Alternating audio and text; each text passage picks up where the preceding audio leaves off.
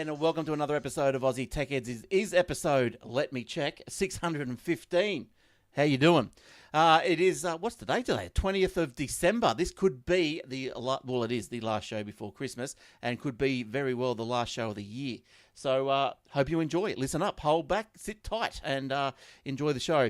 Thanks for joining us. We are brought to you by athwebhosting.com.au, drag and drop website builder, servers operate on SSD drives, immediate activation, SSL certificates, domain registration and more, and also brought to you by startnewcompany.com.au.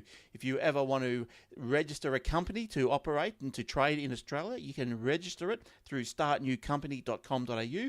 It's fast, easy, and direct with ASIC, which is the Australian Securities something Commission. And all docs are provided, and they're held in your account for download at any time. So if you're an accountant or other professional, you are also able to brand all your documents with your company name. How good is that? And also coming soon, they tell me ABN registration, tax file number registration, and trusts. So giddy up. All right.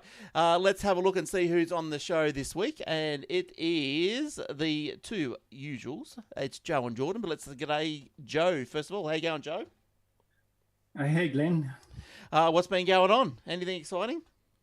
No, not too much, mate. Just getting a bit of rain down here in Sydney, that's all. Yeah, okay. You guys have been getting a bit down there, haven't you? Yes, it's still happening now as we speak. It's thundering down. Yeah, right. And Jordan, how you going, Jordan? I'm good, mate. And you? Oh, good. Yes. Had a week off. You've had a yeah. Who did? You did. That's right. Last week. It's been a big week, hasn't it? Certainly has. I did a gig last week for a college Christmas party for all the teachers. Oh, yeah. Down this way. That's right. I remember now. College. They all had a bit of fun and got onto a few drinks and some good food and had a blast, as you do for Christmas. Way to go. Way to go. Well, yeah, I had my Christmas present. We went on a cruise since I last saw you last week. I heard with the cyclones or something. Yes, we thought, well, what a good time to go for a cruise, eh? Let's go into the cyclone. But, yeah, we're just a quick one, up and down, up to Cairns and back. So it's a six-nighter. We were supposed to stop at Airlie Beach on the way up, but because of the cyclone, Cyclone Owen, had to do a big detour further out to the east, and we sort of missed it all. Got a bit choppy along the way, but nothing, nothing that we couldn't handle. Made for a good night's sleep, that's for sure. So you got there late to Airlie Beach? No, we missed it altogether. So we bypassed it, went up to the Cairns, stayed at Cairns for a night, then come back down to Townsville, then from Townsville straight back to Brizzy and back home. So all good. They're good, those cruises. Nice. They're good. I've never been on a cruise, but I hear nothing but great reports. Oh, you need to one day, if I'm lucky enough to find a few minutes, I'll jump on one. Oh, you need to get yourself on one. They'd be good. There's no cyclones. Nah. They stay pretty calm, though, don't they? You don't get seasick all the time. I mean, I love boats, but I don't think I could handle being on one that's rocking around for, quite straight. Look, there was the only bit of advice I can give you there, Jordan, is that if you're going to get on a cruise for the first time, get on the biggest boat that you can. Normally, you won't feel the ocean that much. Yeah. Have you seen those YouTube videos of the big ones that, they crash through the big waves, and you're like, man. What, cruises? Ooh. Or just boats? No, they might just be big cargo ships and stuff, and they just crash through things. They climb them like, and, these big cargo ships that look like just little fishing boats in the size of the waves that they're on, and they're just like, sickening just watching them. We weren't climbing any waves. Look, they were maybe 2 to 3 meters, the swell. But the boats have got stabilizers. They're sort of like little wings that come out from the middle of them. And so they just, stabilize the rock. But I guess, if the swell got massive, like you're talking, and you had to climb a wave, you're in a bit of trouble. I don't think it gets that big. I think I saw a video once of a boat doing that, and they had like a GoPro going inside, and all the furniture's going from one side. Yeah, that's a bit rough. And the people are running and flying and crashing into pianos and chairs and tables. Well, I just, if that was the case, I just locked myself in a cupboard. You wouldn't have too far to fall. Would you? Ding, ding, ding, I suppose not. But no, look. Just sit there and think, I had a few too many on this trip. What's going on? I think I'll go to bed and sleep it off. Look, going up to Cairns, the waters are pretty calm. But they tell me going across down to Tassie can get a bit wild. So might give that a shot one day. I think. Well, you might not get as many cyclones down that way, at least. No. I've been across Tassie, and it's not all that bad. It's only when you start going through Bass Strait, you get a little bit of a wobble and a bit of a niggle on the side here and there. But apart from that, it's not too bad. The boat normally stays close to the coastline. Yeah. And therefore it's not too bad. Yeah. Yeah, look, I was speaking It's of one. not too far to swim if it tips over, yeah? I was speaking to one of the guys, and I'm not sure. This boat was, 12 levels, if that means anything. And so I guess the deck around the boat was on level 6, and below that was all rooms. And then from level 6 was some rooms, but level 6 was the deck, if you know what I mean. And the guy there was just saying that the worst one he's been on was probably waves crashing over deck 6, which was that would have been pretty scary. That would have been rather big, but other than that, he said, "Nah, it's pretty smooth." All right, enough about holidays and everything. I hope you guys can find yourselves on one too pretty soon. So with Christmas coming up, let's hope so. All right, don't forget, you can find us on Facebook. If you want to ask me anything about my cruise, you can. It's facebook.com/Aussie Tech Heads, or you can get us on youtube.com/Aussie Tech Heads.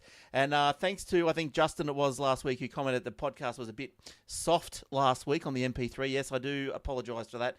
I was leaving for the cruise the next day, and then, yes, I realised it was a bit soft, but I didn't have enough time to go back and increase the volume and mix it or mix it down again. So apologies for that. I hope you put up with it or listen to the YouTube version.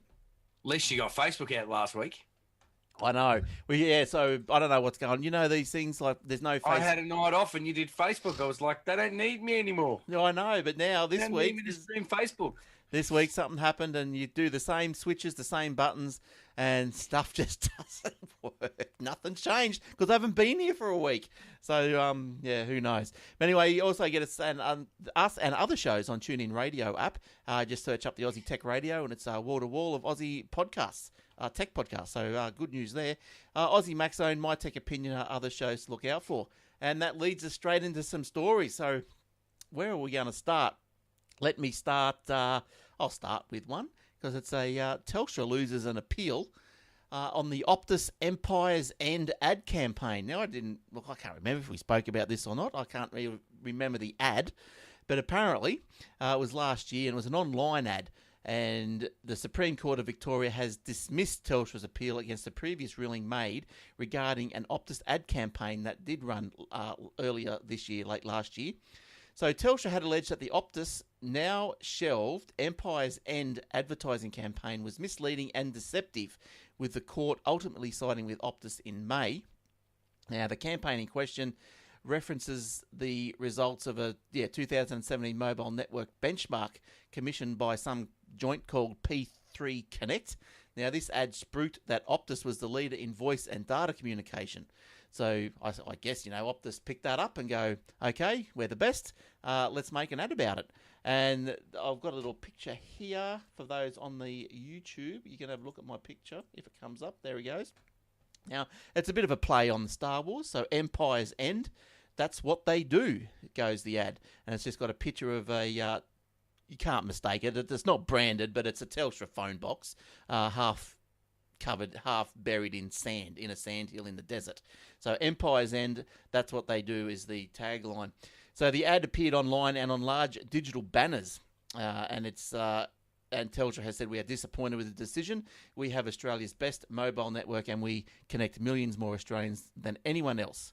So Telstra wasn't happy, but I don't know, is that really even? Why would they even get worried about it? People claim they're the best all the time anyway. So you get what you pay for. They say that all the time. Optus dropped us is what I always hear. Yeah, right. So your voice and answer machines and stuff might work well, but what about your service? But I guess does that sort of beg the question? Is okay. So one survey has declared Optus the best in a particular category. Does that give Optus the right to say they are the best? Like, who is this survey? Who gave this survey the power to, to distinguish who is the best and who's not? Like, they might have surveyed the wrong people. Like, how does this work? Like, why does Telstra get so upset? Like, I see why Telstra got upset about it, but legally upset? Is there or morally upset? Like, everyone wants to be the best, and so like I could go out tomorrow and do a survey up and down the street what's the best web hosting company? Give them all a free ATH web hosting, and they'll go, oh, you guys, of course. So where does it all go? Yeah, I think that stems back to something that happened earlier on in the year. Was it late last year?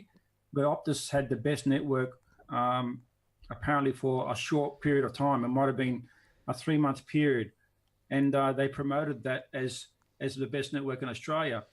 But what they failed to understand is that for the last 15 years, Telstra have had their best network for the last mobile network for the last 15 years or so. So that Optus gets it once, and it only happens for a period of 3 months or 6 months or whatever, and it's not really, in my opinion, considered to be the best network. I mean, I've got a story later on that will talk about the 5G network that Telstra is rolling out. Some people find that really interesting, what I've got to say later. All right. Yeah, well, we might do that one in a sec then, Joe, while we're on the Telstra thing. But, well, I think, so what were you saying? Which one do you agree gives you the best service? The Optus? Look, I believe that the Telstra network is the best network in Australia. Yeah, I believe that as well. I'd have to agree too. I think that coverage outweighs anything else. I mean, look at Belong, for example. They don't even have voicemail and things like that. They've only got, and they use Telstra's. Well, they are Telstra. You know, so I think they actually are Telstra. Yeah, but I don't know how much of Telstra's complete access to all of their network that Telstra give them. I don't know, but they're not going to obviously give them enough to make them as good or better. But well, I'm on the Belong. I've got a Belong SIM card in my phone.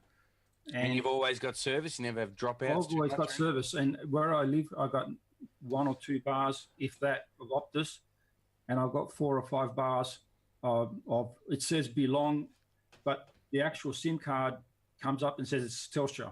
So yeah, so it's actually a Telstra network that it is a Telstra network, and it's like a Mason use the Optus network. And 9 times out of 10, and I'm talking honestly here, 9 times out of 10. I've got the two going together, and 9 times out of 10, the Telstra network has 4G under Belong, of course, and it's always got a better signal. Yeah, it's a bigger, stronger network. I think.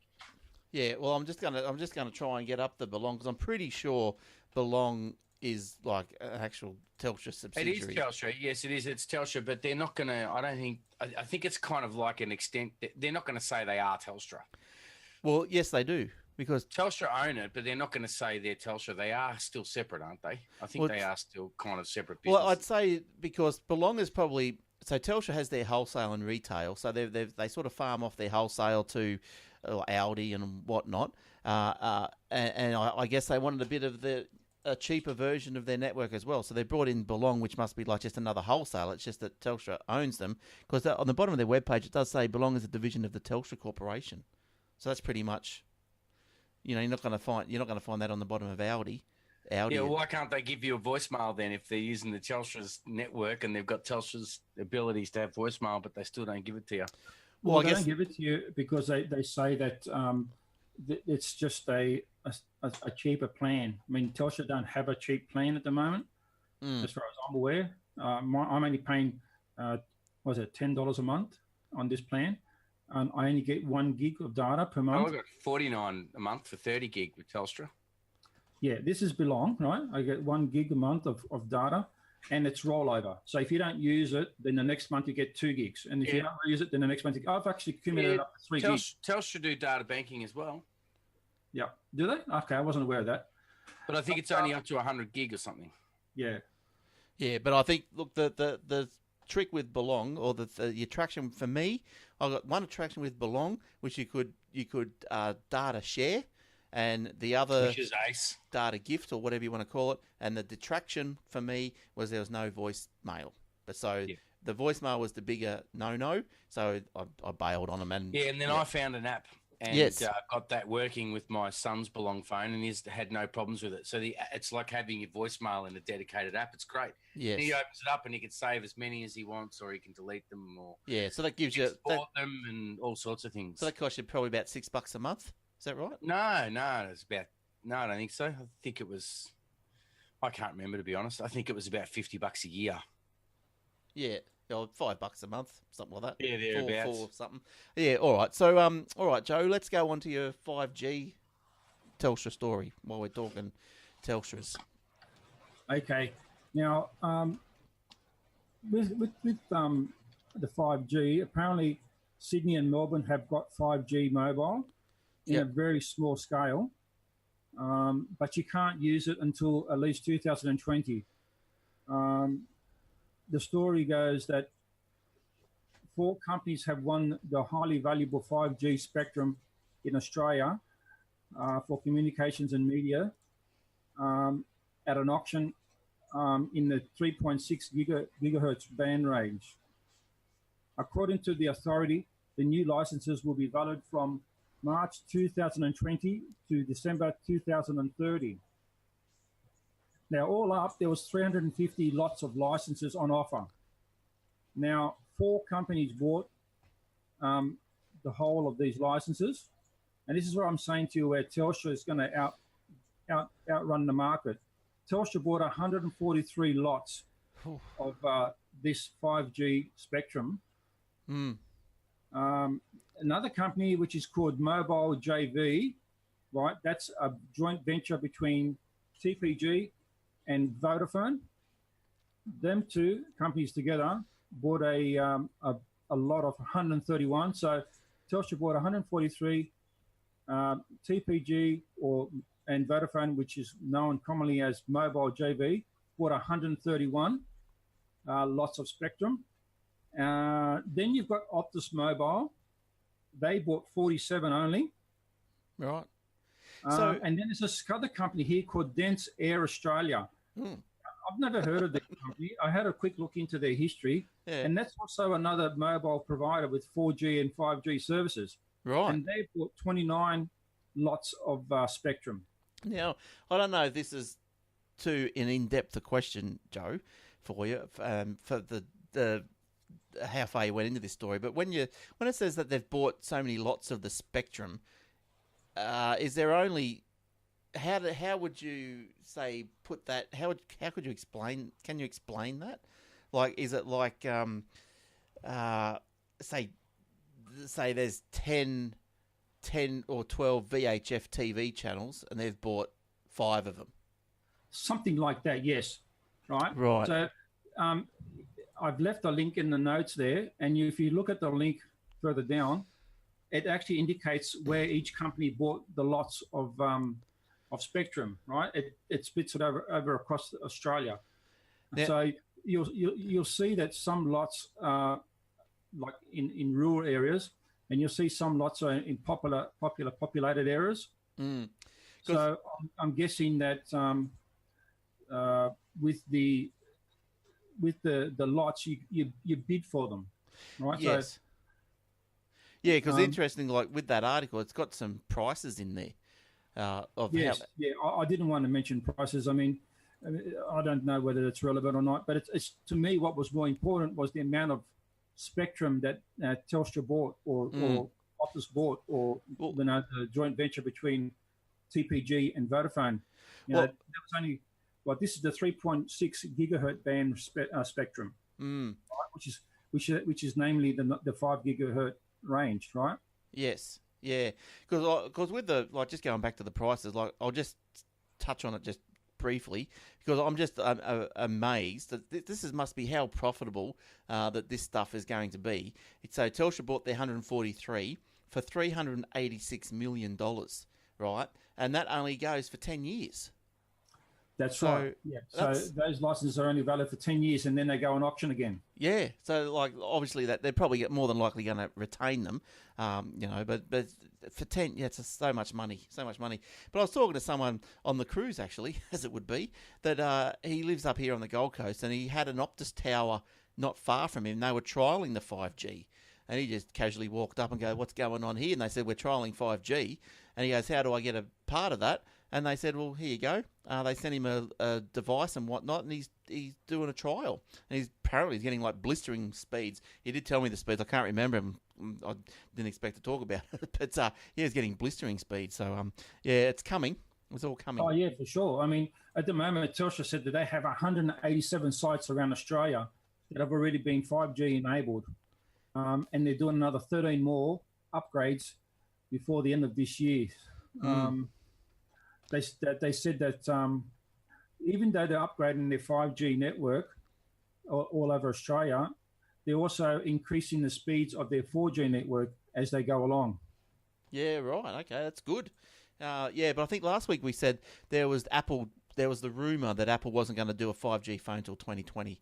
So I think it's I suppose the network's got to be built first, doesn't it? So, well, yeah, I guess so. And that's why I think we were talking last week about 5G handsets.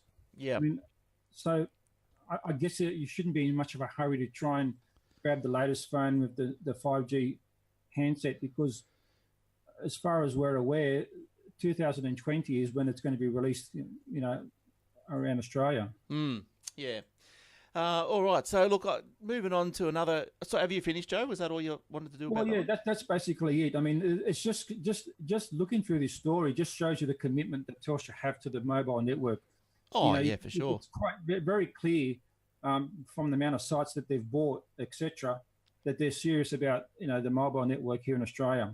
Well, that's their bread and butter now, isn't it? Like copper's gone, so what landline rental, that's probably gone. So it's just NBN, which is highly competitive, and which is not theirs now anyway. But at least that with the mobile, they own their towers and they own the spectrum, so that's their bread and butter these days. That's how they got. Yeah. That's where they got to go. Yeah, that's right. And also, as you were saying about the guy from Optus testing the Optus network, Telstra's also doing the same thing. They're giving out 5G modems to customers in some areas to test the service for them as well. Yeah, so it doesn't hurt to ask, does it? Next time I hear about something going on, I might ask and see if I can get a demo model or a testing model or something. Never hurts to ask. Look, a couple of big US companies are spending up and building new headquarters, or well, not headquarters, but new campuses. I'm not sure if you can guess which ones, but probably the two of the biggest. Google is one of them, and so maybe following a bit of Apple's lead, building another campus. But Google is reportedly going to spend $1 billion on a new campus in New York. So Google is investing more than the $1 billion on a new campus, becoming the second major technology company after Amazon to pick America's New York financial capital and expand and create thousands of jobs. Now, the 1.7 million square foot campus called Google Hudson Square will include leased properties at Hudson Street and Washington Street. So they're not really building. They're just going to obviously just lease the space, but they're still going to spend a lot of money on it. The new campus will be the main location for Google's advertising sales division, the Global Business Organization. Google hopes to start moving into the new premises by 2020, that's into the Hudson Street building, followed by the Washington Street in 2022. So they say they have the capacity to more than double the New York head count, currently more than 7,000 in the next 10 years. So I think, why are they moving out of San Francisco? I don't know. Why not build in California? I don't know. They tell me that maybe something to do with the population. It's more population there, more business ventures happening there. In New York? Yes. Yeah, look, that makes sense. That does make sense to me too. I think, why not be, in New York? That's where it's all happening, isn't it? Like San Francisco is where, say, it all gets invented, all gets made, and then, push on to New York and live amongst all the Wall Street hobnobs. Yeah, especially when they're talking about that Wi-Fi network. I think they're just trying to position themselves around the world to be able to run that. Yeah. So look, Google's spending some money, so good luck to them. The other company spending more money is, again, Apple, and they're going to build a $1 billion campus in Texas. So Apple plans to spend its money to build a second campus in Austin, in Texas, that will house as many as 150,000 workers. Amid a broader push by many US companies to create more jobs at home. Now, the more jobs at home is the in thing because of Trump's America First policies. Whereas he's with Apple, he's given them a big tax break of all their money overseas. He's allowed them to bring it back at something like 15% instead of 30 or 25% or whatever. So anyway, he's given a big tax break, and he said he wants all the jobs in America. So this is what's sort of going on. It looks like it's starting to work for him. The 133-acre campus in Austin will employ workers across various functions, including engineering, R&D, operations, and finance. So Texas is already home to the second largest number of Apple employees outside California. So more sites. Apple will also set up sites in Seattle, San Diego, and Culver City, California, and hire over 1,000 employees. So look, it's all going on. Apple's expanding, Google is expanding, Amazon's expanding. America's expanding. All good. It's all good. So not that we probably care. It all means that we're going to spend some money, isn't it? That sooner or later we'll be donating and helping them build those things. All right. Any comments, Jordan? What are you up to down there? Oh, not a great deal. Just sitting here trying to catch up on everything. Yeah, because you were saying, I know you lost the story, but I think Joe might be able to. I just found it actually. Would you believe it? And that was that one about Cydia, wasn't it? Yes. So you're talking about the Cydia. So Cydia. Tell us what it is. Shuts down purchasing. Its purchasing mechanism for its jailbreak. Is anyone still jailbreaking their iPhones these days? No, I don't have an iPhone. But does Cydia is Cydia the same? They do the Android jailbreak as well? Is that the same mob? No, Cydia's an iPhone jailbreak. Right. What's the Android one? The popular one? They just call it routing, isn't it? They call it routing, and they call it routing, and there's lots of ways to do it. All it does is open up the permissions in the phone, so that you've got full control and you can install and do things that you wouldn't normally be able to do. So what's Cydia? What are they doing? Well, Cydia, it just says that they've closed down their purchasing thing, and to kind of make a long story short, because I do remember reading this the other day, is from what I gather, the guy that owns it is sick of looking after it. So and I think he's been in a bit of trouble with the purchasing. Anyway, I'll give you the brief. It says, years after becoming one of the go-to destination for iOS jailbreak, Cydia's app store is disabling purchases. Users will be able to access existing downloads through the store and access purchases via third parties, but beginning this week, they'll no longer be able to buy apps through the store. The founder, Jay Surik, I think his name it says there, Freeman, revealed the news via blah, blah, blah, recommending users remove the PayPal accounts from their phones. Freeman notes his initial plan to shut down the service by the year's end before ultimately opting to close down the purchasing mechanism this weekend over the PayPal issue. So that's what it was. It was PayPal issues. The software engineer cites the toll running the services has taken on his personal life and finances in making the decision. This service loses me money and is not something I have any passion to maintain. It was a critical component of a healthy ecosystem, he writes, and for a while it helped fund a small staff of people to maintain the ecosystem, but it came at a great cost to my sanity and led lots of people to irrationally hate me due to what amounted to a purposeful misunderstanding of how profit versus revenue works. So I think he just got over it. And people criticizing him for, I suppose, think how popular Apple was there for a while. How many people would have been criticizing you for jailbreaking your phone or whatever. He would have copped a lot of flack, I imagine, along the way. Yeah, but I think Joe, you might be onto something when you ask how many people jailbreak their iPhones these days. Like, I haven't heard of it being, remember when the iPhones come out, they used to come out and the next day, bang, there was a rush to jailbreak them. Well, it says that here. It said it was launched 10 years ago and it was huge. And then it says ultimately, however, jailbreaking popularity has waned lately, and people just aren't doing it. So look, I don't see a need for it anymore. When I had my iPhone, I used Jay's Cydia apps and stuff like that, and sure, it was good. You got to do things on it that you couldn't do before. What was locked to the Apple, but as time went on, I think people slowly learnt too that every time they jailbreak it, they had more troubles. Well, that's right. You couldn't update some apps, and then once you start updating them, then you lose your jailbreak, so you have to go back and re-jailbreak it, and You'd always constantly have to be on the Twitter and look out for, it's safe to do so now. No, don't upgrade it, because if you upgrade it, you'll never be able to downgrade it, etc. Change your theme and then have all these dramas. Yeah, and then people, I think, realise it's easier just to jump over to Android. So look, I don't think there's a need for it anymore. No. Yeah, I would probably agree with you. I don't know why I never jailbroke any of my iPhones, and because there's always the possibility of bricking them, so I stayed clear. It wasn't even that. It was just the little problems, and like Joe was saying, an app had come out and it'd have to be updated, and then it wouldn't be compatible with iOS, so you had to make sure you didn't update it or whatever, and then you try and change a theme or it gives you extra toggles for different things. It just became... I did it quite a few times, and it just became a headache.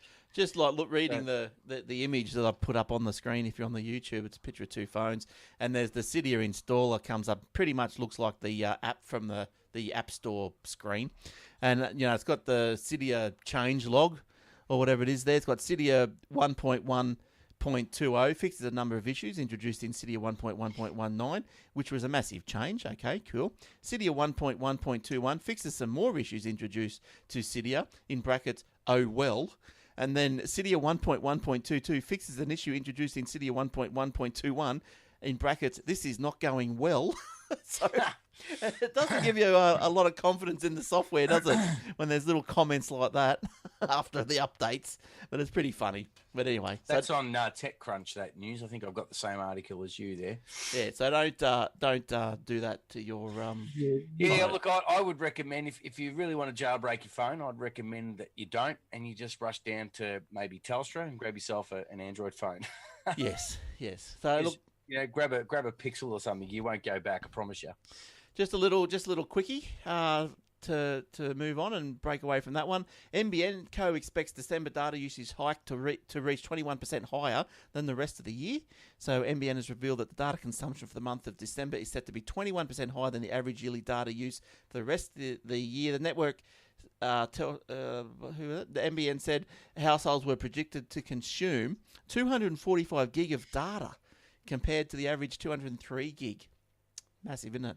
It's also 1/3 more from December last year at 183 gig.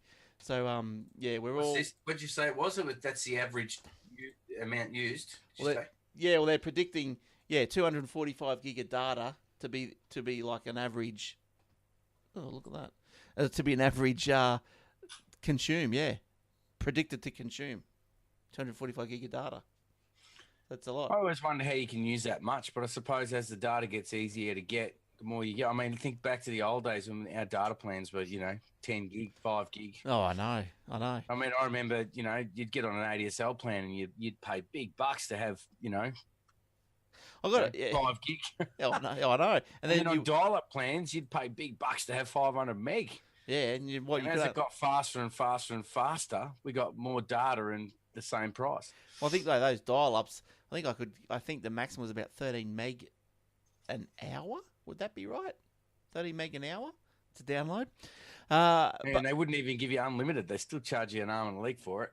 Now, I don't know. I got an email through the week from Channel 10 saying, join up their new, I don't know, whatever it is, 10 access or something, whatever it is. And that's their new Netflix style thing, is it, or whatever it is? Yeah. Now, to tell you how poor, and this is where things just lose you straight away. They lose me anyway.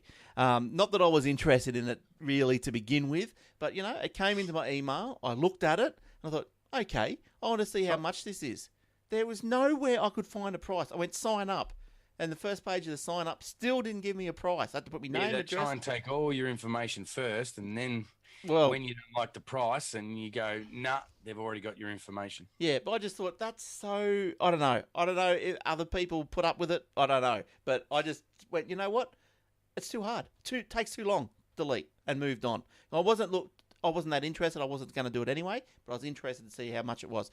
Maybe $2. I might give it a shot, but I bet you it won't be. Well, let's have a look. Let's learn together, eh? Let me actually It's true, Google though. it. You're right. I've had that happen so many times. You get on somewhere and they sell, and they don't give you what you want until you've gone through the sign-up process, and then bang, you go, nah. Yeah, I'm going to have a look here. 10 access all. Let's see. We're going to learn together and see how much this is. because I couldn't get it from the email.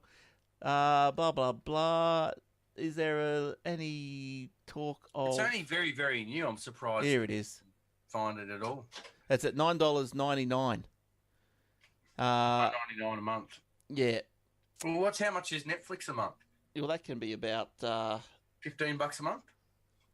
Yeah, something like that. I think from about 12 to 19, depending how many devices you want.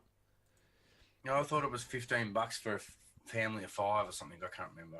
But say I type in this 10 access and I get the news reports, but I still can't. There's no website for it. Oh, that's pretty poor. 10. Well, let's just go to 10, channel 10. Is it called channel 10 anymore? Or 10 boss or whatever the hell it's called? 10 play. But isn't that different? I'd say it's probably a branch of 10 play. So because hasn't 10 play now closed up all their stuff, so you can't. Oh, have they? Haven't they closed up all their? Oh, I can't remember. Look, I can't even I see. thought you were talking about it, or I was talking about it. I can't remember. 10 play. I can't even see it on 10 there. play are converting their 10 play to 10 access or something. Oh, right. Well, here's the 10 play now, but it's the same sort of site. 10 play. No, that's hopeless. I can't find anything. Just type into Google 10, here we channel 10, Netflix equivalent or something. Well, here it is here. So you say it's got you join, cancel anytime. There we go. So, okay, so you go join, get 1 month free. Okay, yeah, okay, cool. I'm pretty interested. No price. Name, select all your boxes, disclaimers and everything. No price. So I don't know how long. Scroll down. Is it scroll down? No, that is scroll down. That is it. That's it. There's got a sentence at the bottom of the screen. I can't see the yeah. end I can't get that on the screen. The only thing below that, I can't get that for you. But the only thing below that is a blue button. Sign up. Does that give you anything? Can I scroll there? No. Well, what about the main page? It doesn't give you anything. It doesn't say. No, that's what I mean. That's rubbish. Yeah, not good. No, it's just that's rubbish. Unless I'm blind. Yeah, you just went past it. Did I? Yep. Oh, right down the bottom. Cancel any time. So the price is under the big top word called cancel. Right. Okay. Anyway. Yeah, cancel any time. Anyway. All access. Yep. That's poor. I'm over it. Joe, get us something else to talk about, please. What? So they're charging you $9.99 a month. Yep. To be able to watch repeats of something that you could get for free.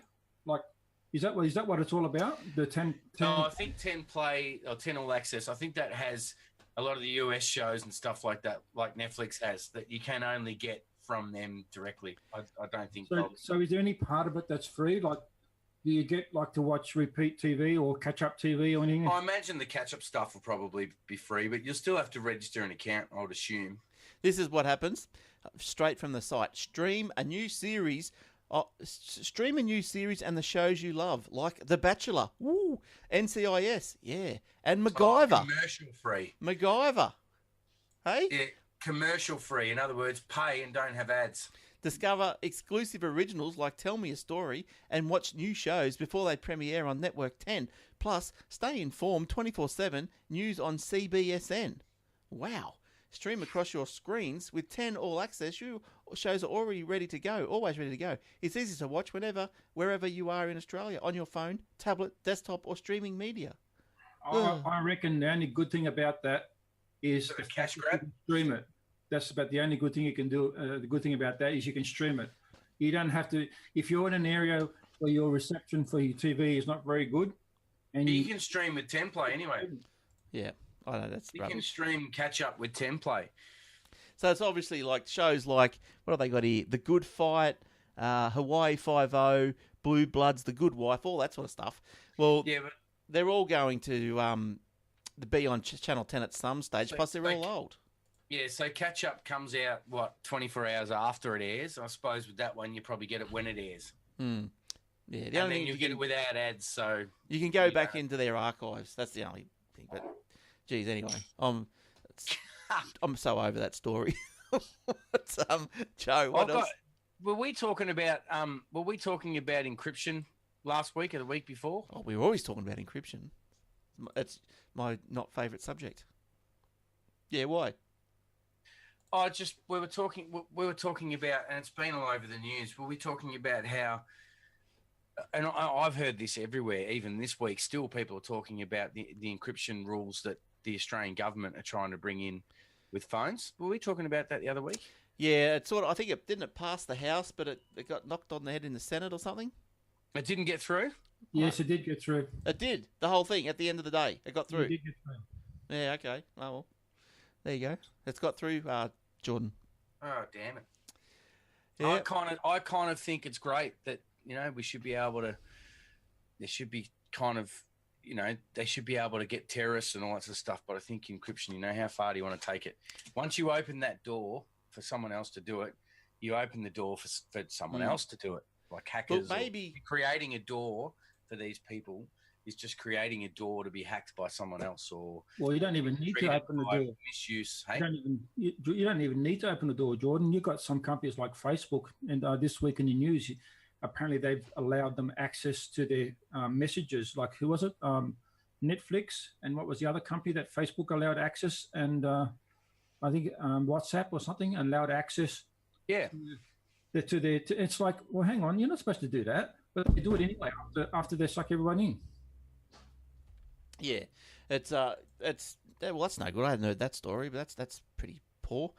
But I don't know. I guess the government can open a letter if they want to, but they've got to get the letter. So should it be they've got to get the phone before they can open it, or like maybe just hacking into things so easily without a physical object? I think they're just allowed to. They're just giving themselves legal permission to gain access. Yeah, I reckon it's more like you said, probably intercept messages and being able to the easy way. Yeah, that's what I mean. And it's all great that they can do that, but like I said, the moment you give someone access or easier access to something, then you're creating a pathway for the government to go, well, we can use this pathway to get the information we want. But then hackers are going to go, right, where's that pathway? But it won't let's make use of it. Won't absolutely, let's say WhatsApp or whatever. Won't they just come out with just different styles or more advanced encryption methodologies? Yes, but they're always allowing the government to have. They're always allowing the government. They're making this exception for the government. How can the Australian government dictate to WhatsApp how they should build their software? Are they just going to say, well, if you don't get us the back door, you are banned from the Australian App Store? Well, from what I gather, the brief, I didn't read the whole story or listen to all of it, but brief, kind of just remembering what I heard on other podcasts and things as well, is that Apple, I think people like Apple and Google and that were really fighting against Australia's government for this rule to not be changed. That's right. Yeah, I heard something very similar about that happening in the US. And I think Google and Apple are fighting about the Australian for really bad too. They don't want to give them any access to it at all. So it's going to be interesting how that pans out. Well, that could mean because, Apple's, it could come down to that Apple just won't sell the iPhones in Australia. Yeah, they're going to sell them in India instead, where they can't sell any. Well, that's eventually what's going to happen. Either Apple's going to have to back out because they're going to contravene the laws of Australia by allowing. Yeah, that's right. But then, and then I guess that if Australia does it, well then, maybe then America will go, well, hang on a second, look what Australia's just done. This seems to have worked. Be a heavy hand, so we'll do the same. Who knows where it's going to go? You're right there, because I heard that some people were saying that they're using Australia as a test case. Yep, that's right. So. Yeah, so if Australia can get away with it, well, then other countries will go bang, bang, bang. And then if we don't get away with it, and so then Apple goes, well, we'll ban the phones, well, then the other countries will, heavy hand and go, well, okay, that's what he's going to do. I don't know whether Apple would want to ban the phones from Australia, though. They sell a lot here of iPhones. Yeah, we're only a small market, though, although it's a lot. But we're probably a decent size of a good chunk of their market. Yeah, but they're not going to compromise their security. They just won't do it. I don't think they won't do it. Oh, I don't think they just give a doorway to every government. But they don't give it to the FBI. They're not giving it to their own government. This is the problem. This is why Australia thinking, and it's like I say, you're just giving you're opening the door for the government. You're opening opportunity for anybody else to have a crack at hacking it, or someone that's not a hacker taking advantage of systems like that shouldn't be. Someone that's maybe has access that shouldn't. That aren't morally inclined or whatever. That's right. But anyway, let's see what happens. We'll see how that unfolds. Yeah. But the only thing that made me bring that up was that I was reading an article, and I had one in my favourites here about a company, and I just called Drive Savers, that claims it has a way to break into locked iPhones with 100% access. Right. Did I tell you that the other week? That's not the physical device that they plug into it. No, data recovery company Drive Savers is advertising a new service that claims it can recover sensitive data from a locked smartphone using notably difficult to crack iOS devices. The company's service is called Passcode Lockout Data Recovery. It's advertised for regular consumers and not seemingly designed for law enforcement or any other type of official cybersecurity business. Yet The Verge was unable to directly contact them or whatever. It says the first kind of its service is offered exclusively to customers who have forgotten their password and they've been locked out of their phone. And for those who need access to that data stored on the devices, I'm kind of rushing through it. And it just says that, where is it? It says, here it is. They said Drive Savers spokesperson says the service costs $3,900 per device, but the company claims it will return your phone or tablet to you unlocked. Oh, and it's open to consumers. All right, Joe. What's LG rolling out? So someone can do it. Okay, so I've got here that Google is going to kill off Allo and focus on the Messages app in Android. Now, the Messages app, I actually use the Messages app since I've had my new phone, and it's a pretty good app. It does all your SMS and it does all your MMS, and it works pretty well, you know. The normal default stock Messages app you're talking about. That's right, yeah. So they're going to kill off Allo. And they're going to focus all their resources on Messages app. About time. Yeah. Allo will continue to work until around about March 2019. And then the users have an option to export their conversation histories into the new Messages before they close it down. Now, Google wants every single Android device to have a great default messaging experience, so that it has been working so closely with the mobile industry to upgrade the SMS and MMS so that people around the world can more easily use group chat. Yep, good. High resolution photos.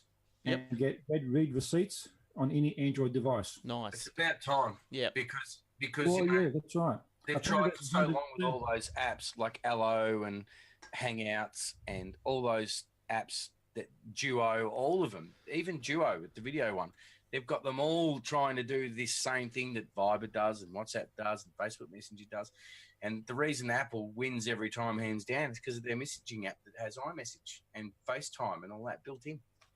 Yeah, that's right. Apparently there's 175 million users already using Messages on the Android phone every month.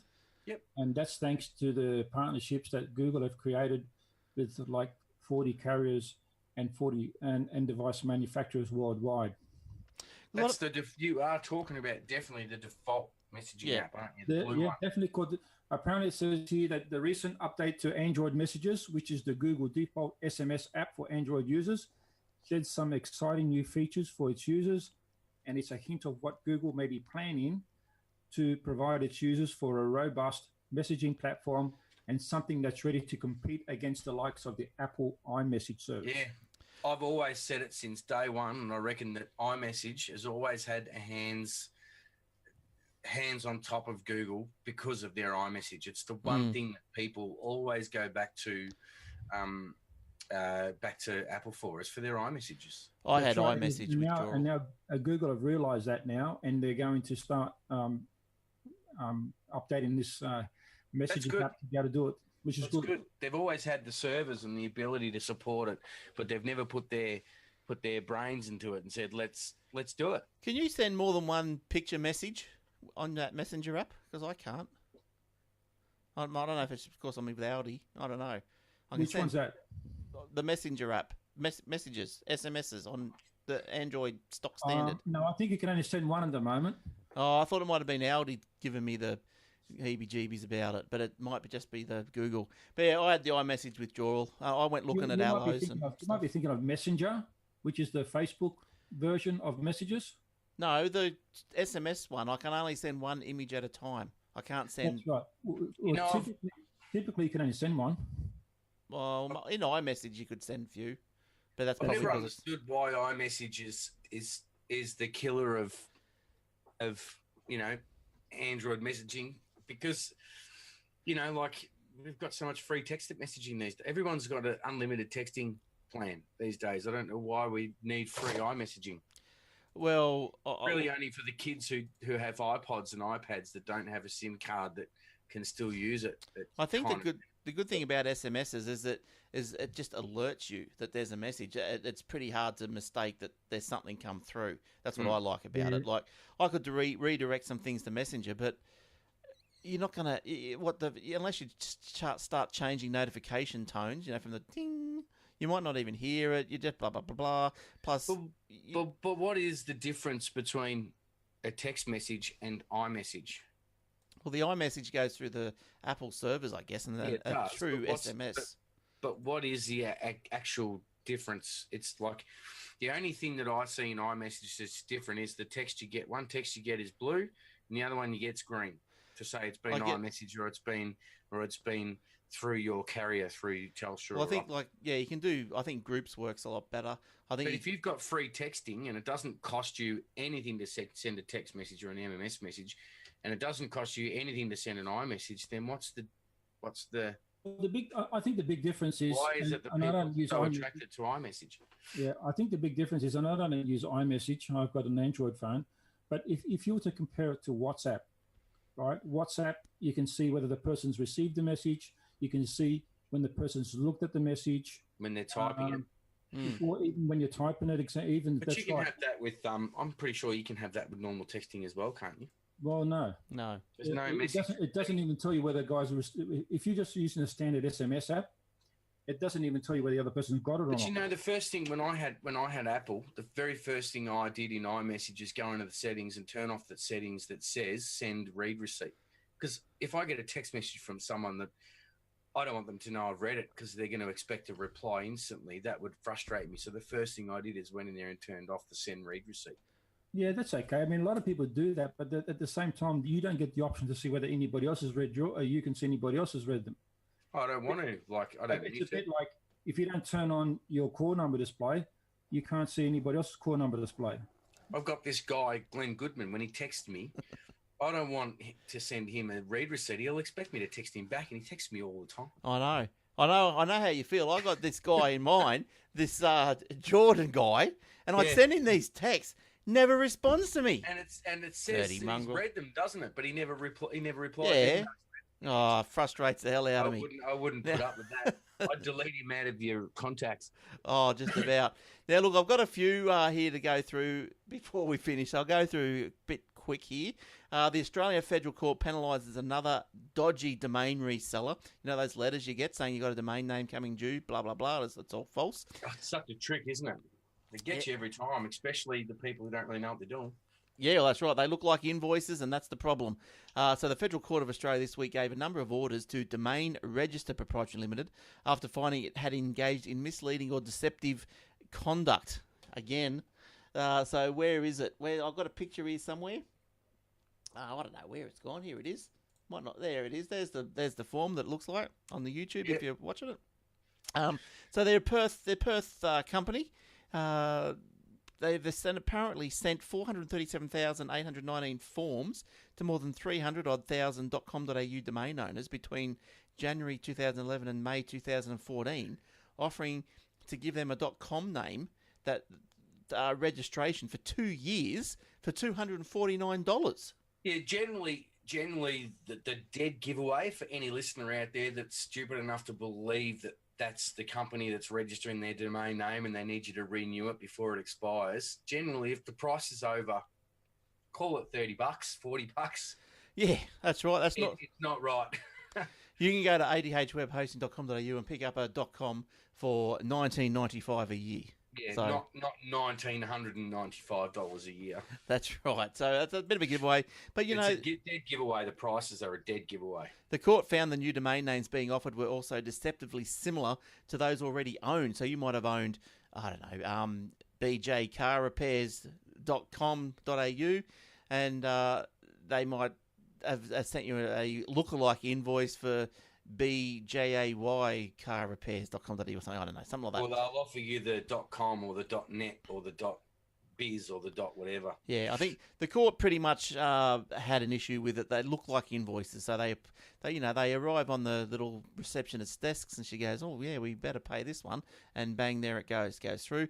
They were also ordered to offer $249 refunds. So that was the price that they were charging for the domains, to the 9,851 invoice recipients, and publish public notice in the Australian, the Herald, Sun, the Daily Telegraph and the Courier Mail newspapers, as well as on its own website that details its deception. Oh, I've got to have a look at this. Subsequent penalties and how they misled, how the buyers could be misled. Who are they? Domain Register. We know the big. Send it to the little admin girl in the office that doesn't know the difference between .com.net.au or .com.au, blah blah blah, and she thinks that they're $500. That's probably right, and they just pay it. Well, there's domainregister.com. Doesn't look like they've been doing too much there. Is there nothing on their site? Is that their site? 1990s. That doesn't look like their site. Maybe we'll try it with a .au. So even $80 is too expensive. Depends You know what? I found something interesting happened this week. I received an email asking me whether I was interested in buying a domain name. I don't know whether this falls into the same sort of category, but asking me if I want to buy a domain name. Currently got joethegadgetsman.com registered. Yeah. And I do know that Joe the Gadget Man without the S has been taken. But they'll offer it to you. They'll ask you if you want it, and what they do is they put it in. What do they call it, Glenn? They put it in. Just like they squat on it. What's the word? Yeah, there's a word for it. You buy it in advance, and the moment it expires, it's yours.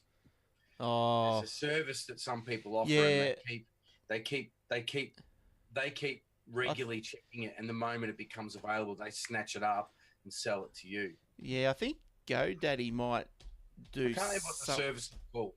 And No. then they get your email from your who is information, and they just start sending them out. Yeah, this one he's actually offering me the chance to buy it. I mean, I haven't looked into it because I don't know. I don't really need it. But they're offering me back order. There you go, Glenn. yeah, back order. Yep. Yeah, they're asking me I can buy for $385 or something. So Yeah, well, what you're paying for is the service for them to catch it. yeah, Depends. Well, I had a look at that through the domain registrar, and that's been re-registered up until around about 2026 or something. Oh yes. They just put their systems, like most of mine, are on auto renew. So even if I forget, they auto renew anyway. How much did they want for it, Joe? $385. And it was due to expire when? Well, 2026 or something. Because I actually waited for this year to see whether it would actually go for, but then it was renewed, so I let it go. And not much later, maybe a couple of months later, I got this email saying if I was interested in buying it. It could have been legit. I mean, I don't know. Probably could have been. Like if could have been legit. If it goes for 8 years, you're gonna think, well, eight to $160. So half of that 320 is going to be just you got to pay anyway over the 8 years. So you actually say you're going to pay $160 just because you didn't get there first. That could be all right. That's probably not a bad deal if it's true. If you really wanted that domain. It's probably not too because bad. there's always a lot of discussions of why did you call it Joe the Gadgets Man and not Joe the Gadget Man? And that's why, because it was taken. Now it's been offered to me, so I don't know. Yeah. So what did you go? You went Joe the Gadgets. That's right, yeah. Who was offering it to you? Oh, look, I can't remember now off the top of my head, but it was some email that popped in. And I was looking at my phone and I thought, someone's trying to sell me this website. And then I looked at it and I said, $385. Now forget about it. Probably spam. So I haven't looked into it further, but I do remember that the site was re-registered. It was due to expire this year. Have you got a back order feature, Glenn? No, it gets a bit too involved. Neither have I. Yeah. It can be done. Apparently. All right, let me move on to the next one here, and then we'll do one of mine. I think you got one more, have you, Joe? I have, yep. Well, I'll do this one first. Elon Musk has unveiled a prototype high-speed LA transport tunnel. Oh, have a look at this one. Something worthwhile from the Musk Foundation. Now, Elon has unveiled this tunnel. At the moment, it's only 1.6 kilometres long, but the vision is for it to be everywhere, and it's supposed to hopefully try and ease traffic congestion. Now, he's been building it for years. Oh, has he? This is the first I've ever heard of it. It's like a machine. It's like a hydraulic machine, and the top of the tunnel opens, and you just drive your car onto like an elevator plate, and then it sinks you down onto the rails, and then on those rails you just get it. I don't think you actually drive. I think the machine just carries your car at super speeds. Yeah, modified electric cars would be lowered into the tunnel and can travel up to speeds of up to 240 kilometres an hour. It's been built. The tunnel's been built by his company, which is called Boring. So the Boring Company, both state-of-the-art engineering techniques. So it looks good. I'm excited about this one. The plan envisages modified cars. Yeah, as Jordan just said. This is Elon. The profound breakthrough is very simple. It's the ability to turn a normal car into a passively stable vehicle by adding the deployable tracking wheels, stabilizing wheels, so they can travel at high speed through a small tunnel. That's the guts of it. The only thing I don't like the idea of is that you can't put, you probably couldn't put 200 cars through the tunnel at the same time, I don't know. It's one car at a time, and they've probably got to be at a certain distance from each other. So it'd be a pretty long queue waiting at the tunnel door to get your turn, wouldn't it? But so what does it say? So it says the electric cars would be lowered into the tunnel. Okay. One at a time. Yeah, the way the loop. Okay, so the way the loop will work is you have the main arteries traveling at 150 miles an hour, and when you want to go to an exit, you'll have an off ramp, so you can travel the vast majority of your journey without stopping at the 150 miles an hour or 240k, and only slow down when you get to your exit, and then automatically transfer from one tunnel to another. Okay, blah blah. He said on Tuesday that his Boring Company had built the tunnel segment for 10 mil, adding the additional technology would cost up to $1 billion. The tunnel runs beneath the municipality of Hawthorne, where the Boring Company and SpaceX are both housed. Look, I'm just looking at the picture, and look, if it's lowered into the tunnel, what drives it? There must be some sort of... Yeah, because I wouldn't think that the car that you would drive it yourself. Yeah, it says here the plan envisages modified cars being lowered into the tunnel network by lifts and then slotted into tracks. Yeah, I'd say that they've probably got some sort of automated system. But if you're slotted, so in that picture that I've got there, it looks like that there's probably little I don't know, things around your wheels or something. So the term slotted, if you're slotted in, then you could have 3 or 4 cars behind each other at a relatively close distance. So it could work. Yeah, and it wouldn't be up to you to put your foot down and go, though. I mean, what if the car in front of you stops and you're doing 240 km an hour? But it wouldn't do that because that's what I'm saying. It must be automated. You mustn't be driving the car. No. It probably carries you on some sort of tray or plate or modified thing that just zips you through and you get out the other side. Yeah, but I'm excited about that. But it would be worthwhile. It would only be one car coming down the elevator at a time. So imagine if you've got 500 or call it 1,000 cars in the queue outside waiting for their turn to be lowered down the elevator and sent through the tunnel. By the time you get to the end of the queue, you could have driven across the other side of the city already. Yeah, well, I don't know. Maybe see what happens. 240 clicks, that's pretty fast. Yeah, absolutely. Might be worth the wait. But if this tunnel... you reckon a car a minute? Oh, well, if they build a few of them, who knows? It's a nice pipe dream anyway. Pardon the pun. Absolutely. Well, he's always been a big dreamer, hasn't he?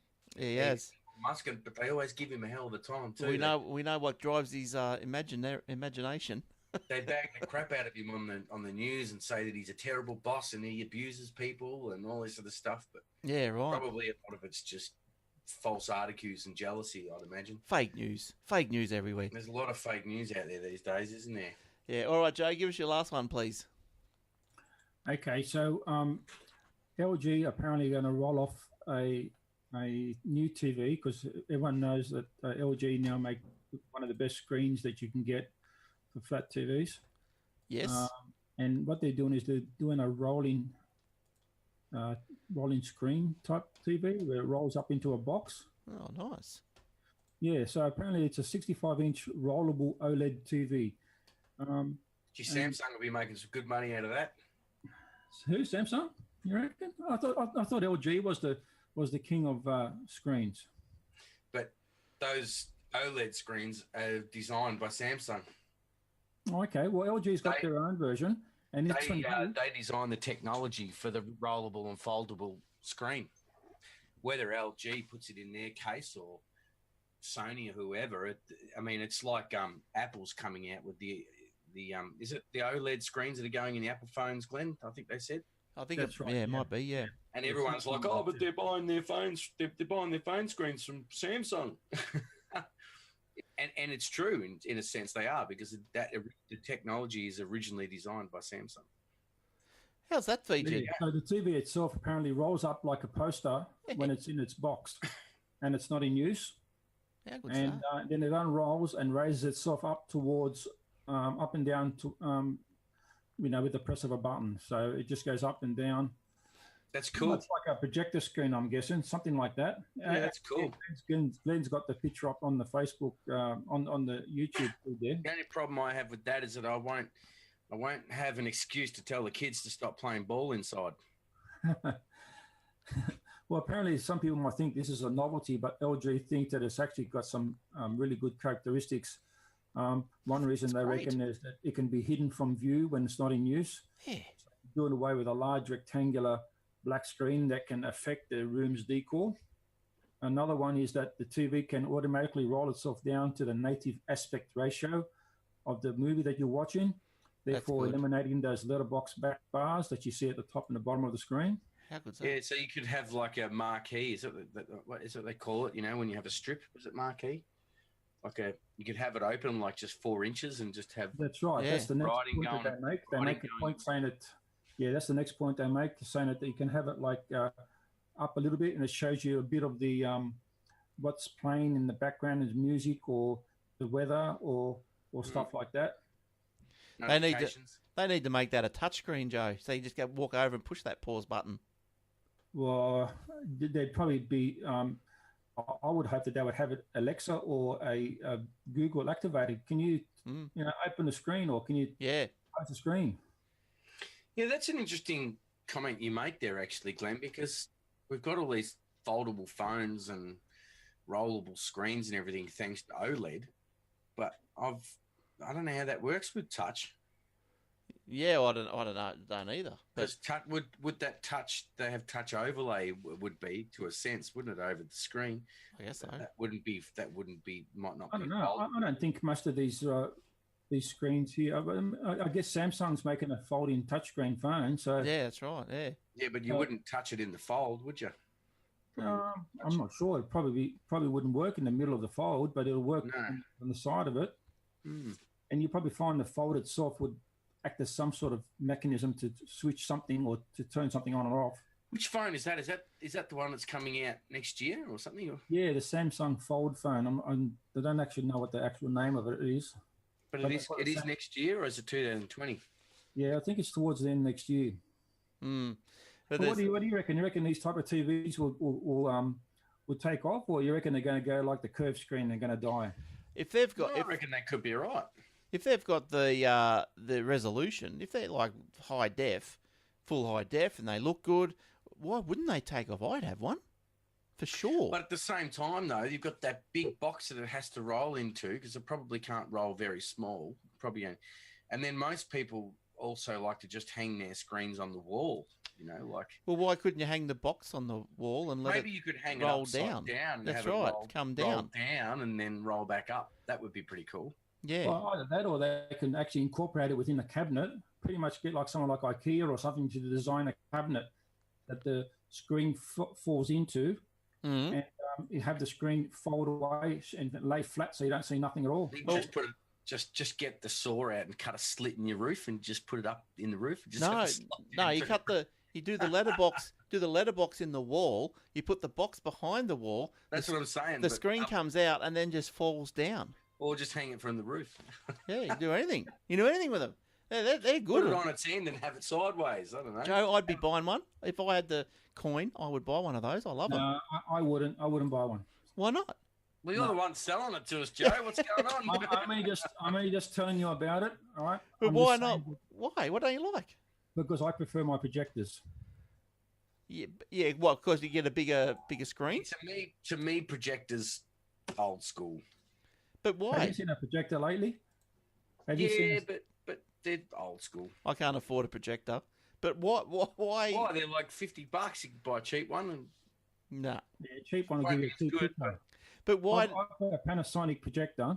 Why, Joe? Why? It's called the Panasonic AE2000. That's over like 10 years old. And the picture quality on that is just as good as any, I wouldn't say OLED screen, but any LED picture you can see today. I think there's something to say about that, the image coming from behind and shining towards you, like in a screen, than there is the actual image being projected onto a wall, like you'd see at the cinemas or something. I think, to me, like the blacks are truly black and that sort of thing, you know. Oh, look, of course, you're not going to get it as sharp as a normal screen. I get that, but the size of the picture that you get compared to a lot of the pictures that okay, I'll give you an example. But I don't necessarily like huge screens. Like, I've still only got a 42-inch in my lounge room, and I often think to myself, I don't want to go any bigger. My eyes would be juggling all over the place because it'd be too big and too close, you know. Yeah, I guess it depends. And then you on the get size virtual of the room. reality things, and they put these things right in front of your face, like to a point where your nose is touching the screen. Yeah, you have it so close to your eyes. I'd have it. Look, they're good. I like them, but I think you got to have a question mark on how good they are for your eyes. That's my point. Like everyone says to me, let's go to VMAX and see, you know, Transformers or whatever you want. Yeah. In VMAX, the biggest screen you can Well, find. that's all right. And I'm sitting here going like this the whole movie. Well, you're doing. Am I watching a game of tennis? Yeah. Well, it's not like that. It's not like that. Wrong. I like to have it back and take it all in. Nah. I think going to the VMAX is good. You get neck exercises. So exercises you do. You get people you watch them. They sit right down the front. Yeah. Like, well, you don't sit at the front. Look, I get it if you've got a room that's 3 meters by 3 meters, but my place is a fairly large room. I've got like 6 meters by 3 meters, and then I've got a further 6 meters, so it goes back 12 meters. So yeah, but that's my point. Is why have a TV that you've got to watch from 12 meters away when you can have a TV you can watch from 6 meters away, or a TV you can watch. Nah, from 3 I agree with Joe. The further bigger the it better. Gets away, the smaller it looks. Bigger the better. Bigger the better. No, it's not that. When I bought my TV, when I bought the projector, it was like 10 years ago, and like I said, it's the model AE2000, which is a Panasonic, and that's a fairly old projector. You know, they're up to Panasonic now AE, I think 9000 or the 8000 series. That's a fairly old projector, the one I got. But going back then, that was the era when they had the rear definition TVs. You know, there's the rear projection TVs. Yeah, they were a bit poxy. Yeah, right. They were a bit frosty. With the perspex. Yeah, they're the ones. That's been about the time I bought it. And the picture that came out of that was so much better than any TV back then. Mm. You must have some great glasses, Joe. Eh? I said you must have some great glasses. Nah, look, I'm with you, Joe. I'm with you. Vision. Look, I'll give you another one, right? How many times do you walk into people's homes and they're watching Foxtel or they're watching some show on TV, free-to-air TV, and you walk past the screen, you think, oh, geez, that's a bit blurry, or that's a bit shady, or a bit double resolution. You see that a lot on a standard 55-inch or even a 50-inch or 60-inch TV. Now, because the quality of the video is not as good. Exactly right. But you play a screen that's bigger. If you play a high definition, if you play a high definition picture on that, like a Blu-ray, beautiful. Honestly, a beautiful picture. I mean, if you watch something like even the Optus Fetch TV box on one of those, beautiful picture. I've seen it before. But you can watch a Blu-ray on a 42-inch and still think it's a perfect picture. Well, that's right. It still is. But the point I'm trying to make, 5-inch. The point I'm trying to make is on my one, it doesn't matter what you watch on it. There's always a good picture. Yeah, I'm with you, Joe. I think bigger the better. I'd like a projector. The only downfall with projector is you've got to have a darkened room, or pretty much. But that's the only negative I could see. Other than that, I'd have just get augmented reality. that doesn't even have to be a negative anymore, because my next projector that I get, and I'm not getting one now, but my next one I'm looking at, is you can have all the lights on in the room and you can have the windows open and the blinds up, and you wouldn't notice a difference.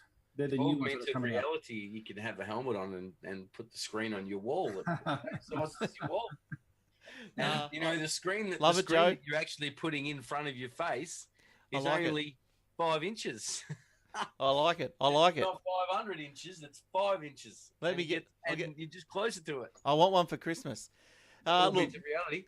No. Do you remember that Microsoft? Remember that Microsoft augmented reality video they had when they announced their big augmented reality thing, and they had the guy walking around the room and he just plonk up a TV and stretch it out. And sit back. Yeah, it's good. That's good. It was awesome. Give me one of those as well. All right. Each to their own, Joe. I say each to their own. Something amusing to finish up the year with, actually. Oh, no, I think that was pretty amusing. Twitter user hacks 50,000 printers to tell people to subscribe to PewDiePie. Hey, a Twitter user using the pseudonym of @theHackerGiraffe has hacked over 50,000 printers to print out flyers telling people to subscribe to PewDiePie's channel. That's fantastic. That's good, isn't it? All of a sudden your printer just starts printing something. You're like, huh? The messages were sent out on the 29th of November. They caused quite a stir among the users who received them, as they ended up on a bunch of places, from high-end multifunction printers at large companies to small handheld printers at gas stations and restaurants. That's better than faxing. I know, it's great. You've got more chance of that being successful than a fax. Yeah, and you got a nice little ASCII picture at the halfway down it too. You know, if I ever met the guy that did that, I'd want to pat him on the back and say, fantastic. Pretty funny. Up here for being creative and doing something different. The only condition was the printer was connected. Yeah, it wasn't malicious or anything, so that's good. The only condition is the printer had to be connected to the internet, used old firmware, and had printing ports left exposed online. The message the printers received was simple. It urged people to subscribe to PewDiePie's YouTube channel in order for PewDiePie, a famous YouTuber from Sweden, real name Felix Kjellberg, to keep the crown of the most subscribed to YouTube channel. There's been a bit of a blue, hasn't there, between him and YouTube. The printer hack is just the latest effort from PewDiePie and his fans to get new followers. Efforts which include the YouTuber putting out a not safe for work rap video. But the flyer read, for those that are interested, the flyer read, "Attention, PewDiePie is in trouble and he needs your help to defeat T-Series." Oh, who's ringing me at this hour of the night? Probably that guy that did all the printing. What is going on? PewDiePie, the currently most subscribed to channel on YouTube, is at stake of losing his position as the #1 position by an Indian company called T-Series that simply uploads videos of Bollywood trailers and songs. What to do? 1. Unsubscribe from T-Series. 2. Subscribe to PewDiePie. 3. Share awareness to this video. Share awareness to this issue. #save PewDiePie. 4. Tell everyone you know. Seriously. 5. Bro fist. And the ASCII fist. Extra points. 1. Subscribe to Dole and Dark. 2. Subscribe to Grande. 3. Hit that dab like Wiz Khalifa. 4. Delete TikTok. 5. Smile. The world is a great place. And 6. Never mind. It's 2018 and we're all going to die. So there you go. That was a nice little A4 flyer that printed out on 50,000 printers, all in text, ASCII, just in case the printer was a dot matrix or something. Fantastic. I think that's sensational. Yeah, it's pretty funny. But because I've never heard of it happening before, so I like it. It's pretty funny. It wasn't malicious, so all it did was waste a bit of paper, a bit of ink, so that was good. All right. Lovely, boys. Good on it. Good on him. All right, well, that brings us to the end of this week's show and for the end of the show for this year, because we won't be here next week, which will be, just the day after Boxing Day or something. So, no one's going to be any sort of sober mind to be doing the show then. If we're not going to be here next week, I might just quickly say that there's I'm not going to read this article, but I might just say that there's a stat out there that people are texting more on their phones while they're driving between 3 and 4 p.m. every day than any other time of the day. So if you're out there and you're driving around, be aware and don't text and drive. No. Especially in the holidays when there's kids around and everything else. But they say that people are more likely to text between 3 and 4. That was my last little article. Yes, don't do it. Bit of friendly advice there, because there's too many people do it. I see people on the roads texting and driving all the time. Yes, and don't speed either. Naughty. Don't Christmas. speed. Yep, Christmas craziness. All right, so no show next weekend. Look, I'll talk to the boys throughout the holiday series to see when we're going to come back. Maybe the 3rd of January. We'll see how everyone's situated because it's holiday season. It's a bit hard, isn't it? And nothing really happens. But we'll see how we go. We'll see how we go. Might have a new toy for you in early Jan. We'll see if I get Christmas present. Well, we'll come back and we'll have to talk about. It's not a Christmas present. I'm waiting for it. It's not been. It's only just been invented. Oh, right. And I'm on pre-order. It's a folding OLED screen in a box. No, it's actually not. It's a folding guitar. Oh wow! There you go. How you fold guitar with strings and everything, and oh well, there we go. Can't wait to have a look at that. It's digital, so they've asked for software engineers and stuff to beta test them. So we'll see. I missed out on the beta testing, so I'm hoping to get it early Jan. If I do, I'll be stoked. And you'll be happy to know on the cruise, I sat down to Brian's Midday Melodies or something on the piano, and the song that he must sing, and the song that everyone must sing was Horses. He said, yeah, he goes, before I go, I have to sing you Horses. And I thought of you, Jordan, while I was sipping a beer at midday, watching the water go by, listening to Brian. I know one of the guitarists that Daryl uses. I've played with him around the traps. I haven't not played with him, but I've done gigs and he's been there, or I've been at his, or whatever. And I was at a mate's fundraising thing, and Daryl Braithwaite showed up and played that song, and everyone went nuts. And then later on, I saw a picture of the guitarist and Daryl sitting in a plane. Yeah, right. Yeah, nice. Private jet. Yeah, of course. I'm thinking, this guy must make so much in royalties. Wouldn't fly no other way. No other way. So many royalties. One massive song. Yeah. One song is all it takes. Oh, I went and had a look at the penthouse on the boat too. Ooh, wasn't that a nice little thing? That's huge. We had a little cubicle. I don't know. I probably pretty much touched each side of the wall if I stretched my arms out like this. But I went up to the penthouse. It was like a house. Oh, God, it was great. It's probably bigger than some of my rooms in my house. But all right, that's enough. Let's get out of here. So Merry Christmas, guys. Joe and Jordan, hope you have a good one with the family, and all the best for the new year. And Merry Christmas to you and to all the listeners, and Jordan, Merry Christmas to you too. Yes, mate. You too. Thanks, you guys. And families and all that, and all the listeners. Yep. Yeah. So I hope all the listeners and the viewers have a safe and festive season, and don't text and drive. That's my thing. Don't drink and drive either while you're at it. No. So from all of us, we wish you a very Merry Christmas and a safe and very prosperous New Year. We'll see you next year, guys. Merry Christmas. Bye-bye.